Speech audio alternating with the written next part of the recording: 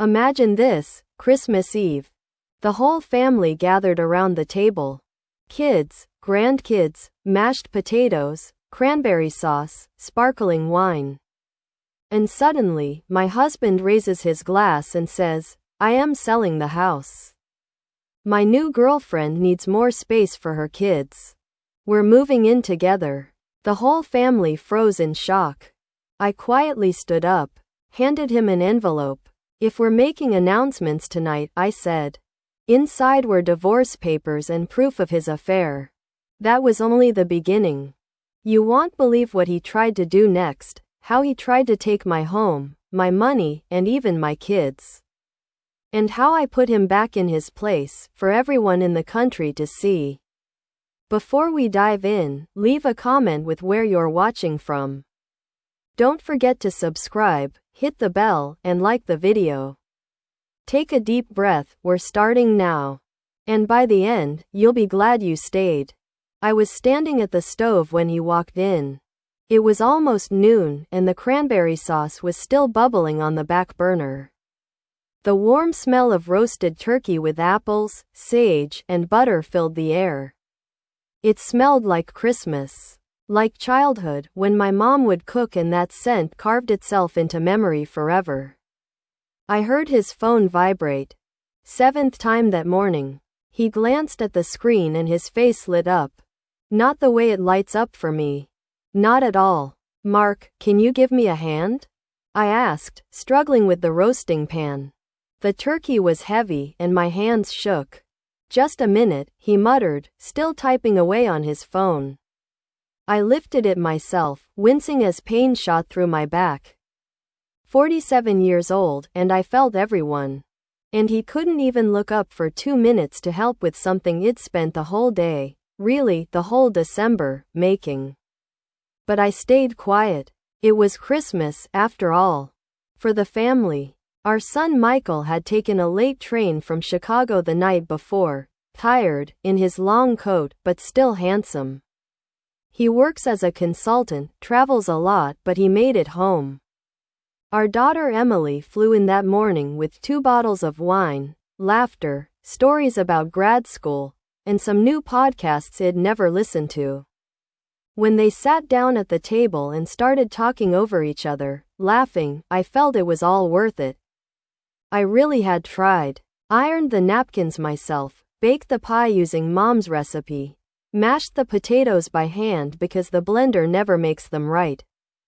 The table was beautiful, Grandma's china, only used on special occasions. In the center, a little arrangement of oranges, candles, and pine cones I'd picked out at the holiday market.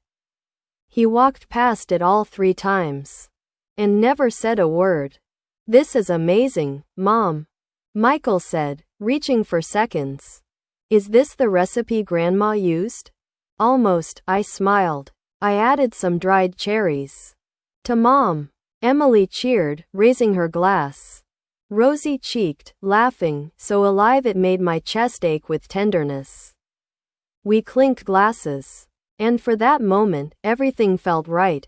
The way it was supposed to. For this, I'd woken at 6 a.m. For this, I kept going. Then, another vibration. He didn't even hide the phone. Emily noticed. "Dad, everything okay?" she asked, a little worried. Yeah, he said, slipping it into his pocket, but his foot already started tapping under the table. I knew that twitch. I'd known Mark for 23 years.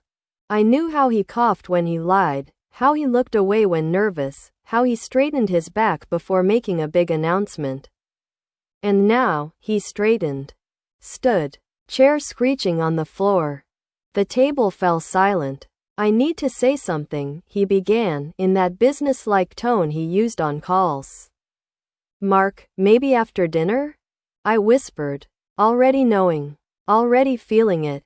He didn't look at me. "I am selling the house." The words dropped like a stone. Emily froze, glass in hand. Michael dropped his fork. I just sat there, hands folded neatly in my lap. Like Mom had taught me. Emily broke the silence first. "What?" she whispered. "Dad, What did you just say? But he didn't stop. His voice turned cold, distant, like reading a contract.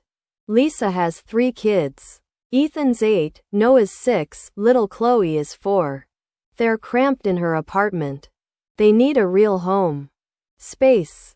A backyard. Lisa. He said her name in our house. At our table. On Christmas. In front of our children. The woman I had pretended not to know about. For months. Michael's face drained of color. What the hell are you talking about? He snapped. My girlfriend Lisa, Mark said calmly.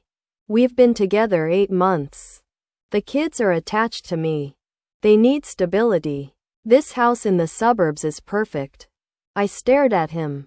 Something inside cracked, not with a bang, but quietly, like ice splitting under snow. And us? Emily whispered. And Mom? For the first time, he looked at me. His eyes were strange. Not guilty. Not sorry. Almost waiting. As if he wanted me to scream, to cry, to give him a scene so he could call me hysterical. But I didn't. I stood. Walked to the kitchen. Opened my purse. Took out the envelope that had been waiting for 3 weeks. A little creased, but ready. I knew I'd need it one day. I just didn't think it would be today. I placed it in front of him. Right on the gravy stain had just left while destroying our family. Since we're making announcements, I said evenly. And sat back down. Served myself some potatoes. Spoonful of salad. It all tasted like paper, but I chewed slowly. Holding his gaze. Because he wanted me to break. And I didn't. He stared at the envelope. Long. His hand hovered, fingers trembling. The man who just announced selling our house was now afraid of a simple envelope. What is this? He croaked. Open it. You'll see. Michael glared at him with disgust. Emily sat frozen, small, robbed of safety. Open it, Michael said flatly. Mark swallowed. Tried to smile, lips trembling. Not now. When, then? My voice calm, steady. After you move my things out? After you change the locks? He flinched. Emily slammed her glass down. You're leaving Mom, for some Lisa with kids? He looked away. At the turkey. At the candles. At the china we only used twice a year. This is complicated, he muttered. No, Dad. Michael's voice cut like ice. Not complicated. Cruel. Michael stood. Napkin dropping. I've lost my appetite. He walked out without a glance. Silence. Heavy. Mark opened his phone. Lisa's name lit up. Even now. Even here. He hit decline. It's work, he muttered. Emily laughed sharply. Work? On Christmas Eve? While destroying your family? The phone buzzed again. Go on, I said calmly. Don't let us stop you from handling priorities. He stared at me, speechless. I cut myself another piece of turkey. Ate slowly. Everything tasted like ash. That night, he paced the house. Never knocked on my door. I slept soundly for the first time in months. In the morning, he was gone. His coat left on the chair. Coffee half drunk. The envelope missing. I smiled. He opened it. 3 months earlier, I had realized he was drifting away. Not because we argued, but because it was too quiet. He said he was tired. Always working. Phone placed face down. Evenings in the bathroom with his laptop. Or in the car, windows slightly cracked. I didn't ask. I observed. And I prepared. I started gathering documents. Not out of anger, but out of survival. I wasn't going to be left with nothing if it all collapsed. Bank statements. Copies of checks. Most importantly, I transferred the house title into my name. Legally. Quietly. While he built dreams with Lisa, I secured the home I had lived in for 23 years. That envelope I gave him? It held those copies. Along with my lawyer's letters. No screaming. No threats. Just facts. The next morning, the sky was pale and frosty. I made coffee. peacefully. An hour later, Mark returned, face white, eyes bloodshot. Did you transfer the house to yourself? He whispered. 3 months ago, I replied. He collapsed into a chair. You knew? About me? About Lisa? I suspected. Then I knew. Then I proved it. He rubbed his face. You set me up. No, Mark, I said quietly. I protected myself. He sat there, gripping the table, knuckles white. Lisa's waiting for the papers. I promised her. The kids are counting on me. You promised her what wasn't yours to give, I answered. His phone lit up again.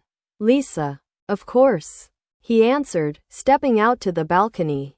I still heard her sharp voice cutting through. When he came back, he was gray, hollow. She wants to call it off. She says I lied to her. You did, I said simply. To me. To the kids. To her. To yourself most of all. That night, he tried calling Emily. Then Michael. Neither picked up. He even called Lisa's mother. No sympathy there, either. By evening, I overheard him begging Lisa again. This is temporary. Just a paperwork issue. I didn't know her reply was brutal. What kind of man can't even give his kids a roof over their heads? He stood at the window, hunched, broken. And for the first time, I realized, he hadn't just lost control. He had handed it away. Later, he came to me. Julia, can we just sit and talk? For the kids' sake. I dried my hands on a towel. For the kids' sake, I have nothing more to say to you. He sighed, deep, as if holding it in all day. I know I ruined everything. But if you'd just give me one more chance, I turned to face him. Calm. You had your chances. All you did was use them to lie. The last one burned the moment you spoke her name at our Christmas table. He fell silent. His phone buzzed again. He ignored it, fingers trembling. Sunday morning, while I was making pancakes, the doorbell rang. Michael. He hugged me tight. It'll help you, Mom, he said. You always make pancakes with those little holes, just the way they should be. He smiled, then sat down. Dad's been calling, apologizing, asking to meet. I told him, we're with you. Always. My voice broke, but I steadied myself. Thank you. Emily, too, refused to speak to him. He had crossed the line. No going back. Mark moved out days later. Took his coat, his razor, his work lamp, even that. I didn't stop him. Everything he needed to hear, he already had. I learned from a friend that Lisa left quickly.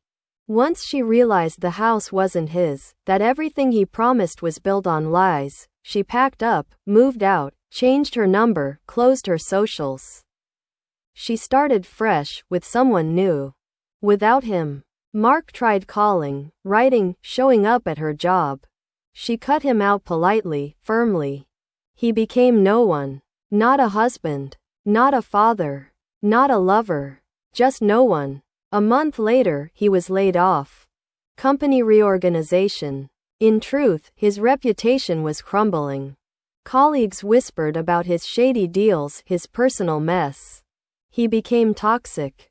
People avoided him. I didn't rejoice. But I did breathe easier. Meanwhile, I repainted the living room. Changed the curtains to light gray, like dawn.